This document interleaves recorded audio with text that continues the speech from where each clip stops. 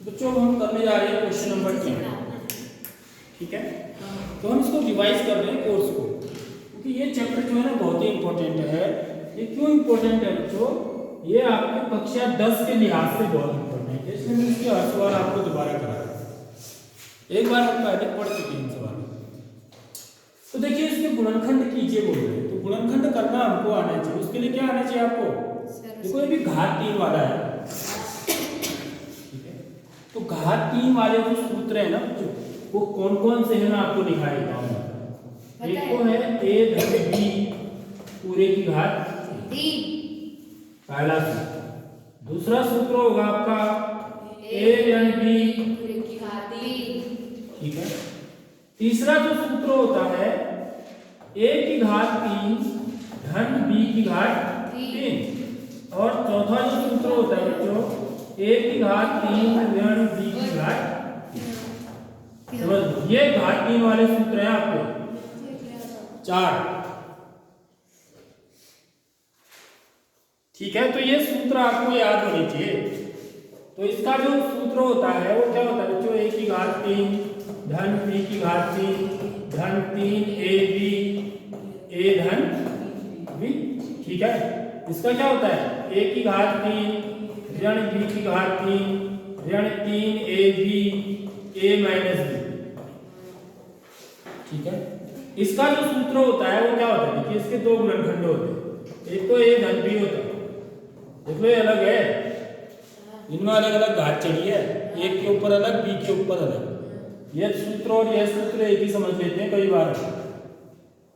यहाँ a धन b पूरे की घात 3 है, ये क्या है? a की घात 3 धन b की घात 3।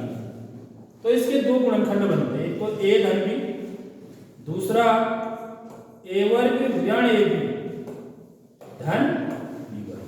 देखो यहाँ पर ऋण का चिन्ह आता है, देखो यहाँ कहीं भी ऋण का चिन्ह नहीं आता है, समझ लो। इसके सूत्र में इसके दो गुणनखंड होते हैं, इसलिए गुणनखंड करो बोल रहा है क्वेश्चन जो है ना।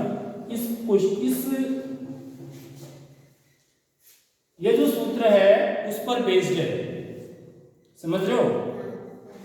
और इसका सूत्र क्या होता है? देखिए ठीक इसी पर चले जाओ, यहाँ पर जहां भी है ना उल्टा कर दो इसका, a ऋण b। बाकी जो वर्ग वाले होते हैं ना बच्चों, वो कभी भी ऋण में नहीं होते, ये बात याद है। वर्ग कभी ऋण में हो सकता है? नहीं हो सकता, इसलिए वर्ग वाले में कभी भी धन नहीं होते। देख लो, तो यहाँ पर भी a वर्ग जो होगा वो क्या होगा? धन में होगा, और यहाँ पर ये भी धन में ही होगा, धन ab धन b। आगे बात समझ में? तो ऋण वाले में यहाँ पर ऋण होता है, यहाँ धन होता है, धन वाले में यहाँ पर धन होता है, यहाँ पर ऋण होता है, बाकी दोनों सेम है। ये दोनों सेम कैटेगरी के फॉर्मूले हैं, और ये वाले दोनों सेम कैटेगरी के फॉर्मूले हैं। देखो, तो ये 4 सूत्र आपको याद होने चाहिए, ठीक है। तो इसी पर ये क्वेश्चन है, इसका देखिए सॉल्यूशन कैसे करेंगे। इसको सबसे पहले हम ना पूर्ण घन के रूप में लिखेंगे। अभी ये पूर्ण घन के रूप में नहीं है, जेड की y की घात 3 तो है, लेकिन 27 तो बाहर छूटा है ना। तो सबसे पहले मैं देखूंगा कि 27 किसका घन होता है? 3 का। तो इसको क्या लिखेंगे हम? 3 की घात 3y की घात 3 धन 125 किसका घन होता है? 5 का। 5 z की घात 3। ठीक है, अब मैं क्या करूंगा? इससे तुलना करूंगा। ठीक है, ये मेरी क्या है? सर्व समीकाई समझो। ठीक है, सर्व समीका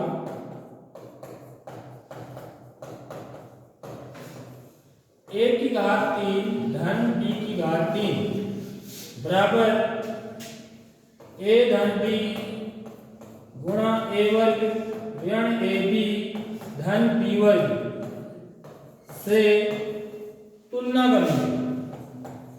यदि मैं इससे तुलना करूं तो a बराबर कितना है बच्चों? देखिए a बराबर क्या है? 3y। और b बराबर क्या है? 5z। बस इसमें एक ही जगह पर 3y रख दो, b की जगह पर 5z रख दो, आपका आंसर आ जाएगा। समझ में आ गई नहीं आई बात? तो मैं इसलिए 3y की घात 3 धन 5z की घात 3 बराबर हो जाएगा a धन b। a की जगह पर 3y रख दीजिए, धन b की जगह पर 5z रख दीजिए। ठीक है, अब यहाँ पर हमको जरा मझला ब्रैकेट लगाना पड़ेगा। क्यों? क्योंकि अंदर जो है ना, जैसे a की मान 3y है, तो 3y को मुझे किस में लिखना है? छोटे ब्रैकेट में लिखना है। इसलिए 3y की घात 3y का वर्ग ऋण a गुणा a की जगह पर 3y गुणा b की जगह पर 5z। ठीक है, धन b का वर्ग 5z का वर्ग।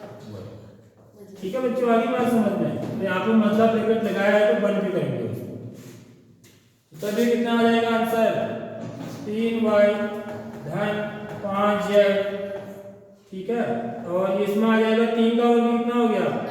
9y वर्ग ऋण 15